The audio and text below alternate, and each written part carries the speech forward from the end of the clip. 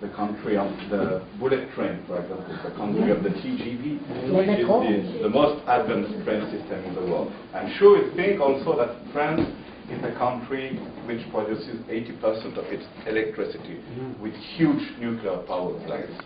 And it's true, of course. I'm sure that you think that France is a country where the biggest video game company in the world does exist, with its Vivendi game. And it's definitely true.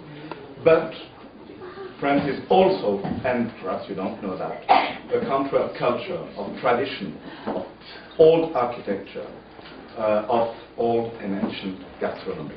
And tonight we are going, thanks to Leonard Pitt, to discover this other side of France. Thank you very much. Leonard? Thank you.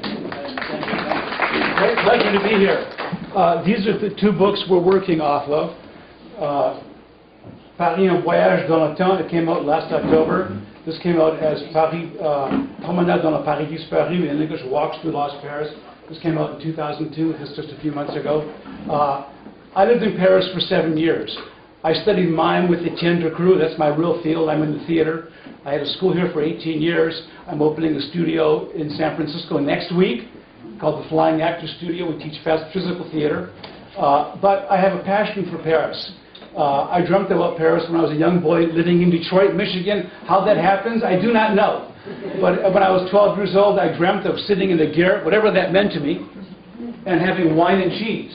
And it turns out that when I was 21, there I was in Paris, living in the garret on Avenue de l'Opéra. I lived in that same little room, was in Piola. You know, it was as big as your pouce for 7 years. No shower, no bath, a toilet down the hall I shared with 2 other rooms, no telephone, no central heating. It was the real Paris dream. But it was only in 1996, I came back to this country in 1970. 1963 and 1970 I was in Paris. I studied with Etienne Decroux, you've all seen him? Yes. Where did you see him? In the film Les Enfants du Paradis. We see Jean-Louis Barrault. That was Decroux's first student in the 1930s. And in the film, Decroux plays Barrault's father. Anyway, so when I came back to this country in 1970, I began working. In 1996, only years later, I was in a bookstore. Thank God, what a rare thing, a bookstore, an independent bookstore in Berkeley. I was walking around, I saw a book on a table and it said Marville, M-A-R-V-I-L-L-E. I didn't know who that was. I know now. Charles Marville was hired by Baron Haussmann to photograph Paris that was being torn down when Haussmann was doing his Grand Projet in the 1850s and 60s. And the book was very thick with hundreds of pages of photographs. I went through it and I'm going, my God, look at it. I know from the caption, I know the location.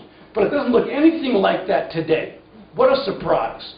That was my first revelation. I knew the name Haussmann, but I had no idea of the extent of the work he had done. So just to give you the parameters, he was in power from 1853 to 1870, 17 years. During that time, he tore down 20,000 buildings in Paris. So we begin here with, just to show you, this is the wall of Philippe Auguste from about 1200. And what's interesting is here is we're going to look at Saint-Germain-des-Prés, which is a large abbey here. And Rue Bonaparte was originally a channel that brought water from the Seine to fill the moat around the abbey of Saint-Germain-des-Prés. So once they dried the moat and filled it in, that's what became Rue Bonaparte. Next, please. So here is Rue Bonaparte, when it was still a channel. And there's the large abbey, and of course, here's the church, and that's all that remains. And we see all the gardens. And the border of the abbey, this is Rue Saint-Benoît, which we see over here.